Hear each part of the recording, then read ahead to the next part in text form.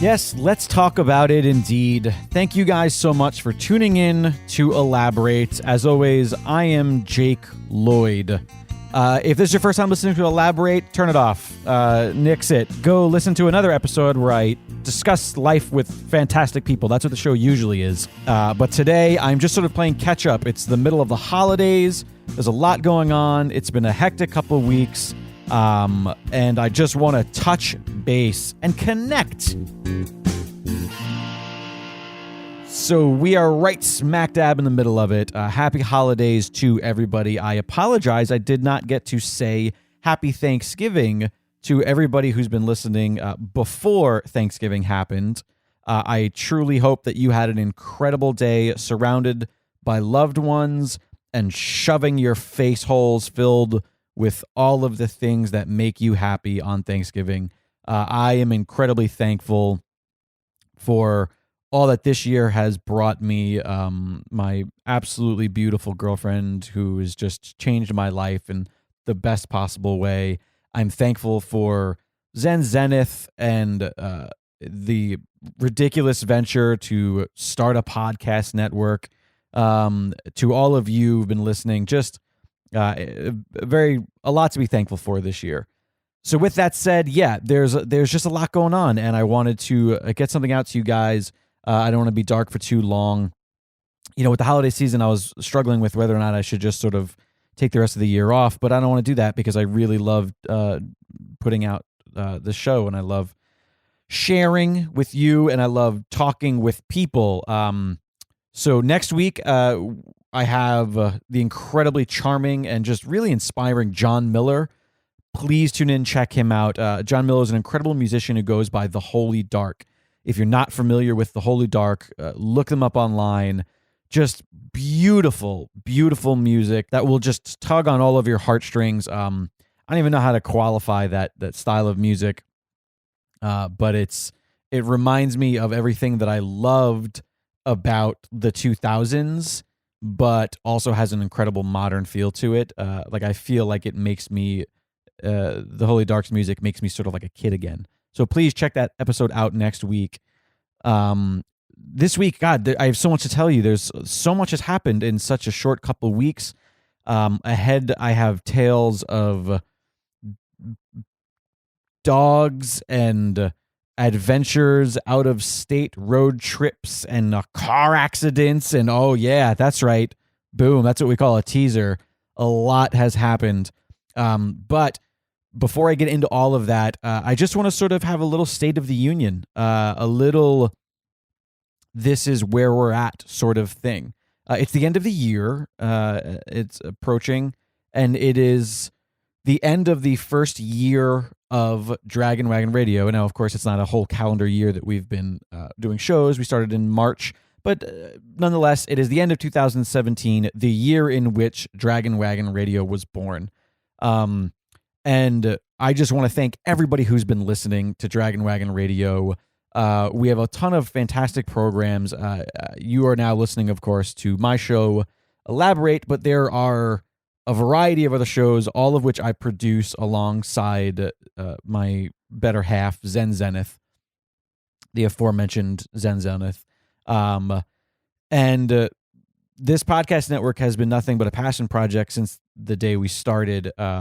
There were originally just 3 shows, and now we have, I think, 8 or 9 shows with a bunch more coming up. 2018 is going to bring some really fantastic shows.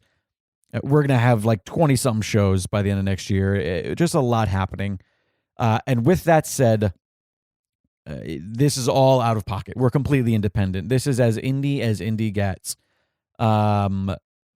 We don't want to charge for shows because the whole point of doing this podcast is getting who we are out there and getting stories and getting art and getting humor and ourselves to as many people as possible for absolutely free. We are dedicated to keeping Dragon Wagon Radio and all of the shows on Dragon Wagon Radio for free for as long as we can. With that said, that doesn't mean that you can't help. If you are a fan of Dragon Wagon Radio, if you enjoy my show, if you enjoy any of the other shows on the network, and you think to yourself, hey, it's the holiday season, I have the bug, I feel like giving, well, you are in luck, because you can support your favorite indie podcast network because we have an Amazon wish list. That is correct. If you go to Amazon, you can search for a wish list and search for Dragon Wagon Radio, and we have a litany of items that we need.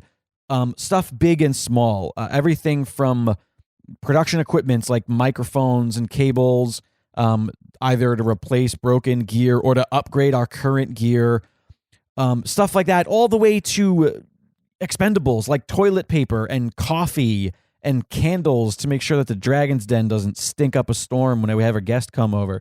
With so many podcasts being produced and so many people in and out of here, there are a lot of expenses beyond just, hosting fees. And so by going to our Amazon wish list, you can directly donate a need that we have and know exactly what it is you're getting for us, exactly how it's going to be put to use, and it can be sent right to the Dragon's Den.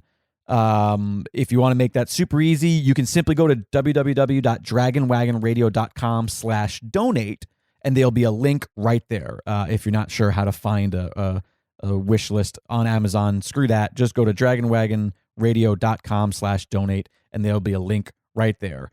It's a great way to help out, and it'll be incredibly appreciative. I'm sure there's some sort of field where you can write a message or something like that. Let us know who you are. Give us your social media handles, Twitter, Instagram, or something like that, and we'll be sure to give you public thank yous across as many shows as we can. We got a lot of great shows. I'm so happy to be producing so many great shows. We just took on the Wrestling Compadres Slamcast, which is a wrestling podcast hosted by Johnny LaQuasto, which has been running for years previously on Fox Sport and Nerdist, and they were sick of getting jerked around. Now they're home at Dragon Wagon Radio. The OGs, Too Many Records, The House Show, which, by the way, the aforementioned John Miller, who's on next week's episode, I totally poached from The House Show. If you're not listening to The House Show, it's a fantastic live music podcast where we get a small group, a small audience together, and these incredible musicians play the stripped down set. It's sort of like VH1 Storytellers meets MTV Unplugged with a podcast hosted by Zen Zenith.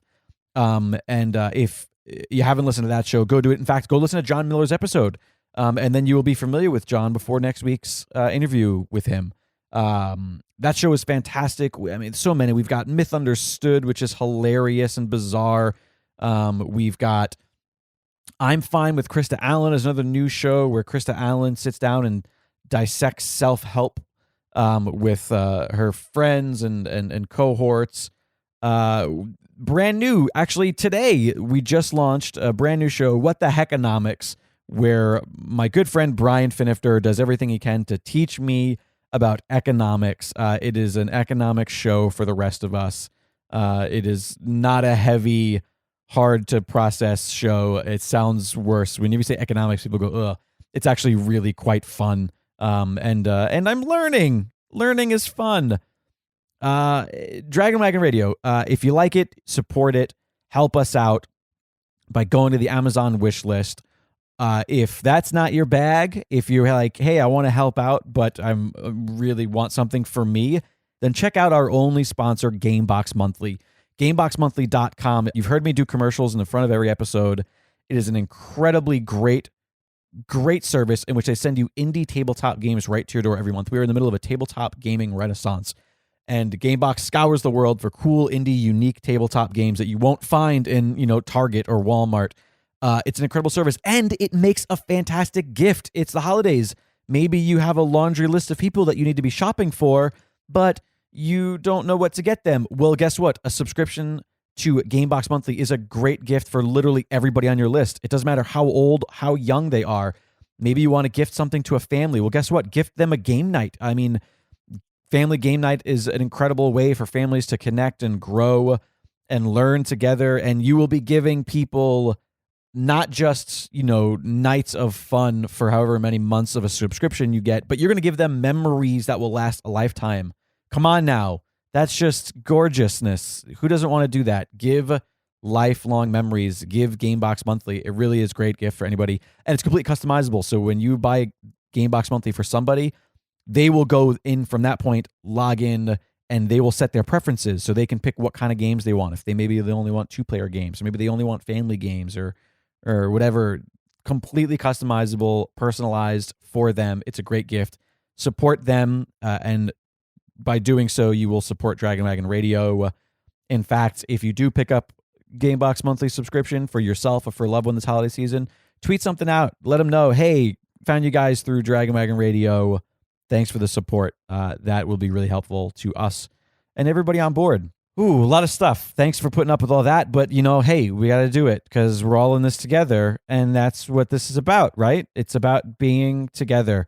But also me. It's also about me. So let's talk about me. God, what is wrong with me? Anyways, it is the holidays. And as you know from my episode a couple of weeks back, I had to say goodbye to my best friend of 13 years, little Cosmosis Jones, my beloved dog and the resident pup of Dragon Wagon Radio. And ever since he's been gone, there has been a void, a massive void that we desperately needed to fill. And what better way than to find a brand new puppers. And if you go on to social media, hashtag Campfire Jones, I introduced to you the brand new resident pup of Dragon Wagon Radio, Campfire Jones, a.k.a. Campo. I didn't want a puppy, but I got a puppy. My girlfriend and I met this small dog, and he was just this charming young man. He's a dashingly handsome, half Chihuahua, half Dachshund, and he is just as sweet as can be. But his story is a little sad because he was returned like 3 times to the shelter, and we think it was because people just don't know how to have a dog. We don't think there was anything incredibly wrong with him. He definitely has some anxiety. He has some separation anxiety. He's just a puppy. He needs to learn. I think that's what it is. I think that the people who returned him probably had no patience to have an actual dog. They wanted the dog without the work. And I was afraid. He's 9 months old. I was afraid that, as a year rolls around for him, it's going to be much harder for him to get adopted. And so it was sort of, we had no choice. We had to take home this handsome little devil. And he's still learning. So when people come into the Dragon's Den, he's still getting used to being nice to folks. Every now and then on a couple podcast recordings in the near future, you might hear a little bark here and there. That's because he's learning to not bark at everything and everybody. But much like we are all in life, he is learning and he is growing. Right, little Campfire Jones, he's curled up in my lap right now. And, let me tell you, just losing Cosmo, really, like, the things that you miss, obviously you miss him and he's such an incredible little guy, but you miss, like, the routine, getting up and going for a walk, or just, like, there's little things that you don't realize were things you loved until they're not there anymore. And, by no means is Campfire a replacement for Cosmosis Jones, but he is definitely the newest beloved member of the family, and he definitely is making us quite happy, which is what's it's all about. Right, Campfire? Right. He knows. He said yes. He's sleeping. His face is buried thoroughly into his butt crack right now, which is kind of delightful because, oh my God, this dog has more energy than I have ever seen a dog have ever. I take him to the dog park daily, and this little fucker runs faster than any dog I've ever seen. And he's this weird little Chiweenie, so he has this bizarre stride, but holy shit, does this dog have energy. And, it's nice. Maybe it'll get me into shape. Maybe I'll stop being such a skinny fat guy because I got to go out running and walking and hiking and all sorts of shit with this little guy. Right? Yeah, that's right. He looked at me like, yeah, we're going to get you into shape, fat ass. In any case, so Thanksgiving came and went, and I want to tell you guys a little bit about my Thanksgiving. And Thanksgiving in general is a little bittersweet for me. Thanksgiving in my early 20s was my absolute favorite holiday. There are a few places, I think I've said it on the show a couple times, few places that I love more than that kitchen table in Farmingdale, New York, at my godparents' home. My Uncle Paul and my Auntie Anna. That's where I spent Thanksgiving in my early 20s. As a kid, Thanksgiving was sort of just like wherever we were going that year. And for whatever reason, I never really cared about it. It was, I just liked eating I was a fat kid trapped in a skinny kid's body. And so that was what it was about for me. But then, in my early 20s and my late teens, really, I guess I should say my teens is when it really started happening. That was when I think I really started to appreciate my family and appreciate where I came from and appreciate the people that made me who I was. And sitting around that table on Thanksgiving, that was the best. I mean, that was my absolute favorite day of the year and my favorite place to be. I love talking to my family, my cousins, whoever was there, my great aunt May, even my brother and sister's father, Tony, he would be there every now and then. Whoever was around, it was perfect. It was always perfect there. And now, some years later, quite many years later, the truth of the matter is that my godparents are no longer together in the same household, and I am a 34-year-old man who feels like a child because I'm still dealing with that. And even though it's not very fresh, it's been a few years now, it's still just weird for me to think that, like, even if I was able to go home, and the truth of the matter is I just can't afford to go back to New York for the holidays. Holiday travel, I don't have to tell anybody listening, it's the most common thing in the world. It's really fucking expensive, and I just simply can't afford to go back home for the holidays, so it's not like it's an option. But it is weird to think that even if I was there, that Thanksgiving isn't happening anymore. And I think because of just simply knowing that, I've struggled throughout the holidays for the past few years, and it always starts around Thanksgiving where I just get kind of fucking grumpy. It's like that holiday blues bullshit, and a lot of people in LA talk about it because most people in LA, their family isn't here, so everybody has the Friendsgiving. Only in LA, I've never heard of Friendsgiving, but that is like a common thing that gets thrown around out here. And don't get me wrong, I'm not shitting on Friendsgiving. It sounds delightful.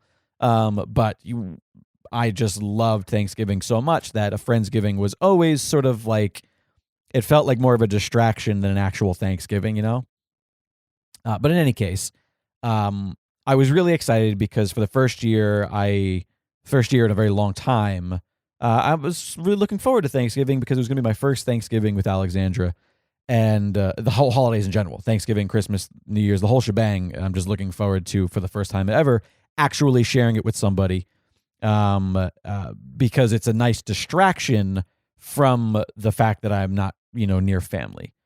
And that's not to say, and now I have to backtrack and backpedal because I fear that my sister-in-law may listen to this and be very upset with me.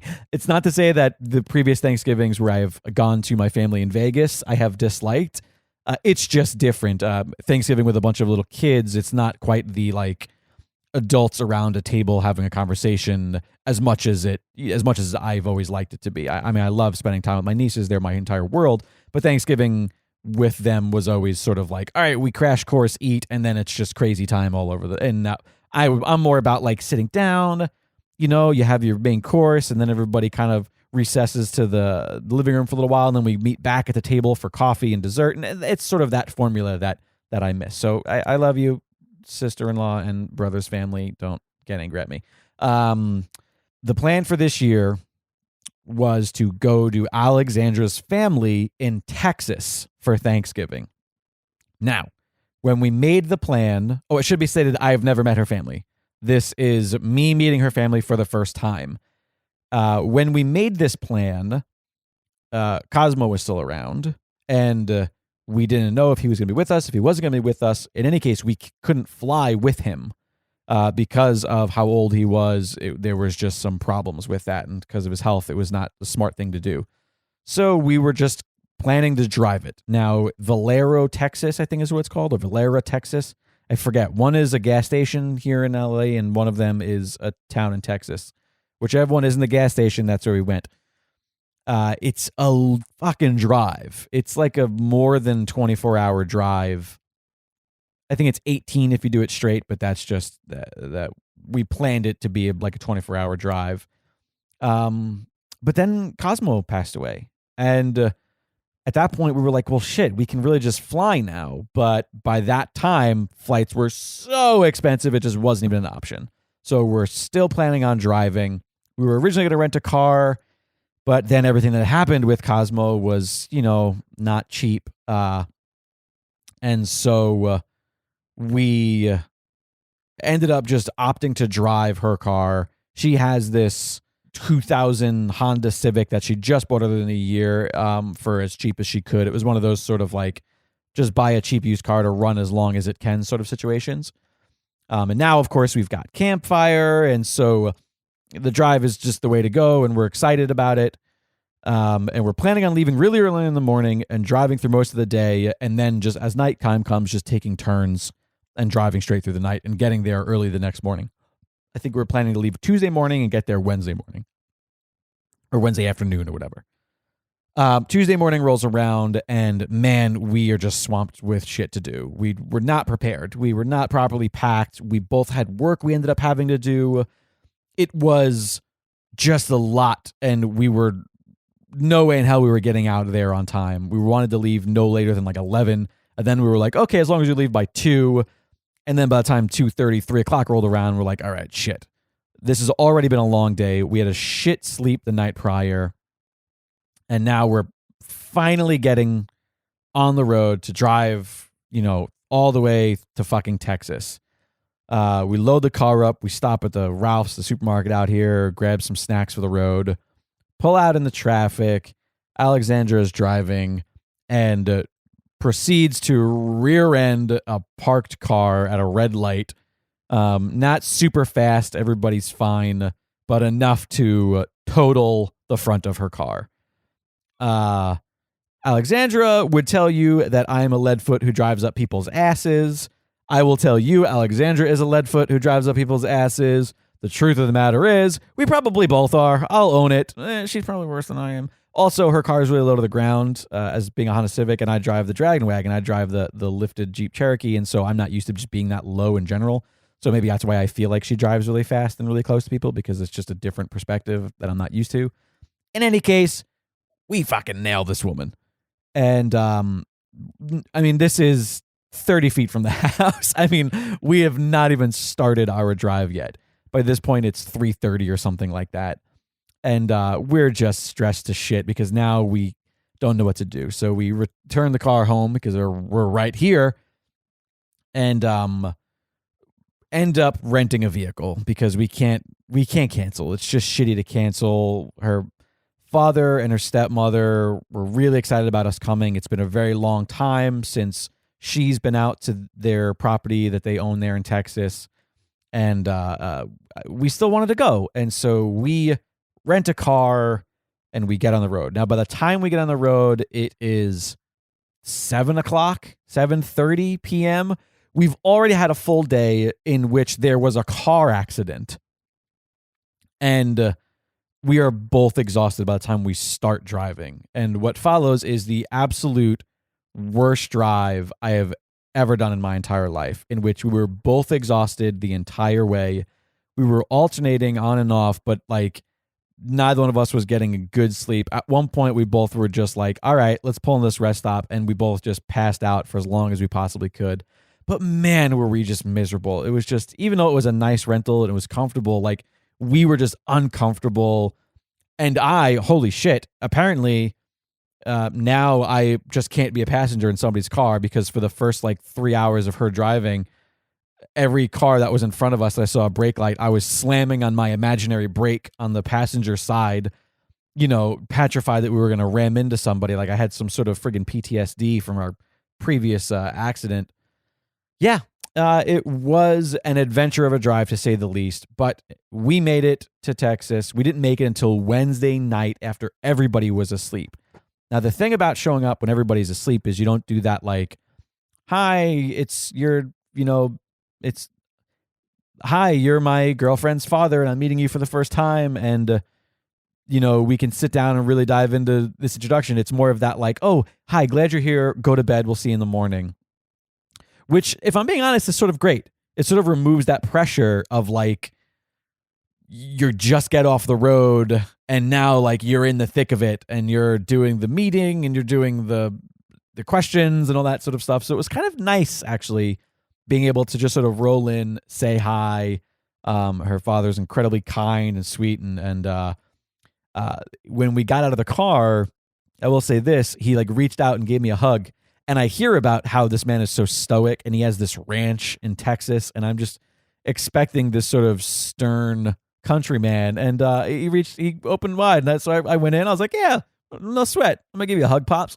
Gave him a hug, and then later he apparently said to Alexandra in private, like, I hope Jake didn't mind that I gave him a hug when he got out of the car. I thought that was very endearing. That won me over. So in any case, we get our delightful night's sleep on the ranch there. But then when we wake up, I've got to take Campfire out, and Alexandra's still like getting ready and doing her morning thing. And the way that the property is set up, it's this really beautiful little like kind of a farmhouse, and then this guest house that her father built from like nothing, which is gorgeous and incredibly impressive for a guy that didn't spend his life as like a builder.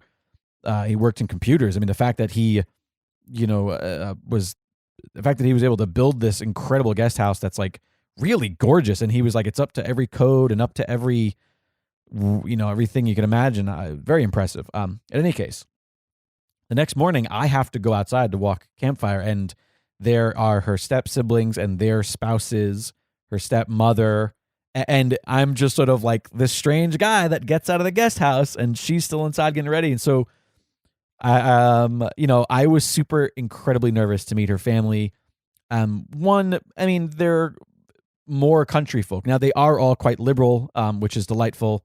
That's something as like, somebody who's petrified of being dumped in the middle of this like very dense Trump supporting Republican pool would have been, that would have been horrifying. And so the fact that they're all these very incredibly brilliant, absolutely brilliant, liberal, just really fun, down-to-earth people. It was so easy. These people were fantastic. I absolutely loved them. I felt like I fit in, even though we come from very different places and have led very different lifestyles. They were still quite funny, and I was able to be myself. And I really had a lovely Thanksgiving. It was a beautiful meal. We spent the entire weekend there completely outside. Again, the houses, they're not giant structures, but the weather is so beautiful, and there's this gorgeous back patio with this giant table, this like banquet style, community style table that her father built, and we had Thanksgiving there around the table, and it was absolutely gorgeous. Really a beautiful day, and it was painless. I was afraid of meeting her family, and I told her, and she, admittedly, this is sort of a dickish thing. I was not afraid that they weren't going to like me. I was afraid that I wasn't going to like them.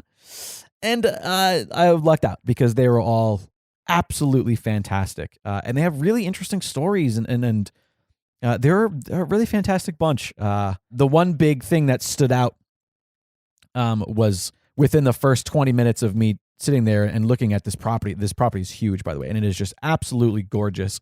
The indie filmmaker, the DIY filmmaker in me that just knows like, hey, this is now an asset. This is a thing now that I have to use. I sat there thinking like, wow, look at this incredible asset of this giant property and this beautiful sunsets, just this beautiful land in the middle of Texas. And I said, in acknowledging it to everybody, like, wow, all I think about is like, shit, what am I going to shoot out here now?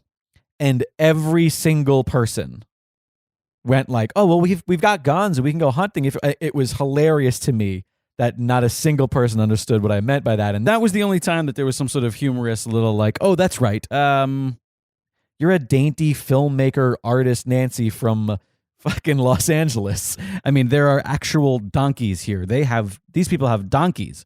The donkeys keep the coyotes away. Did you know that? Did you know that a donkey could fuck up a coyote? Because I learned that. Also, donkeys make really horrible sounds. They're quite cute, but they make horrible sounds, and they kill coyotes. And that's the world you're in now. But the trip was delightful. I did really, really enjoy meeting Alexandra's father. He's a really interesting gentleman. He's very stoic. He has a delightfully stylized giant handlebar mustache that puts most hipsters to fucking shame. And he is very, you can tell when a guy is really truly in his element. And I feel like he didn't grow up like a country guy, but he is at home now on this ranch, and he loves taking care of this property. And he's a really sweet guy. I definitely get the feeling that he's sort of from that era where you you don't really share your feelings. And if you do, you sort of do it in an act of subterfuge. There were definitely moments where I could tell he wanted to really connect with me and he wanted to be really sincere with me, but he's sort of very careful with his words, which I think that's just sort of that generation. Whereas I couldn't be more different. I, immediately just start spilling my emotions out to everybody that I meet. Not always a healthy thing to do, but I let them know that I was incredibly appreciative that they hosted, that they had us, that they seemed so very excited to have us. And I tried to explain that, Thanksgiving wasn't always great for me in the recent years, and that it was incredibly nice being there with a family, and a family of people that I did thoroughly enjoy. But it was really great. I look forward to getting to know him even a little bit better. And I hopefully made a good impression on them. But if not, let's be honest, it doesn't matter. They live in Texas. I'll barely see them. But that was Thanksgiving. The trip home, we opted to get a hotel, way better. Got a good night's sleep. Still a long drive, but we gave ourselves more time because we knew what to expect. I did get pulled over on the way home for speeding. But hey, it was one of those roads where it goes from 85 miles an hour to like a 45 mile per hour because it's like a town with one cross street, and then it goes right back to 85. And I didn't quite see the signs soon enough, and I didn't quite get down. I was decelerating. The cop said that I was doing about 60 in a 45, but he was nice. He didn't give me a ticket. He let us off with a warning and sent us with the happy holidays and the just pay attention to the road signs now. And that was all why Campo was in the backseat just barking at him incessantly the entire time. So we were quite thankful for that. It would have been the icing on the cake, being we had started this whole trip with a car accident. And that if we would have got a ticket, that story would have come out immediately. Oh yeah, it's a rental because we accidentally totaled our car. Although he would have been like, how'd you total it? And we would have been like, oh, we rear-ended somebody. And he would have been like, well, because you're driving too fucking fast. And then we would have had some egg on our face in that hypothetical situation. So yes, that was Thanksgiving. It was thoroughly enjoyable. Thank you to all of I'm not sure if I should give a last name away. That was why I hesitated. Let's just say Alexandra's family. Thank you so much to Brent, and the Brent Ranch there in the middle of Texas. And oh my God, let me just say, the stars at night are big and bright deep in the heart of Texas. Holy shit. It was stunning. I can't even put into words how much I forgot what stars looked like. Just a blanket. It's so fascinating seeing constellations that I see here in LA, but seeing the rest of the stars that are inside of it. Just a sea. I can't even express how gorgeous those night skies were. And sitting there every single night, getting to watch the sunset. The most beautiful skies I've seen in quite a long time.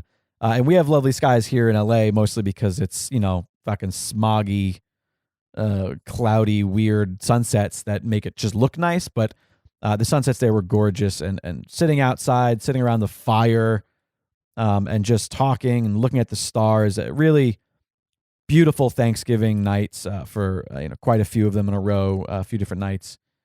Really quite lovely. I hope that your Thanksgiving was at least half as good as mine, because mine was astounding.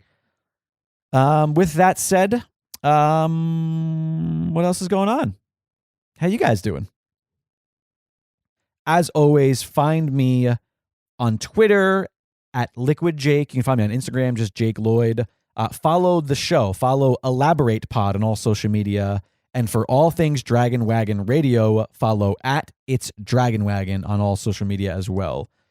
Check out the Amazon wish list, www.dragonwagonradio.com/donate.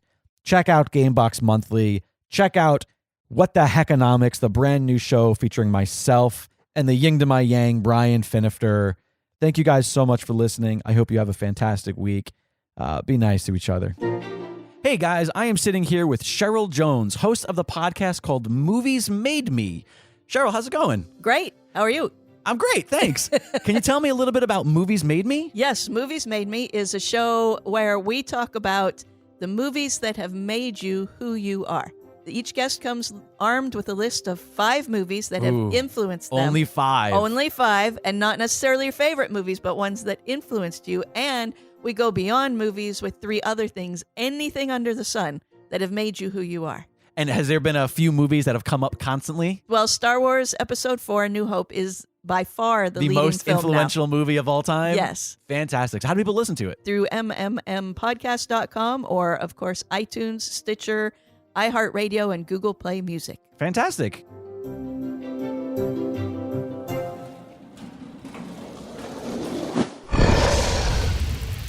It's Dragon Wagon.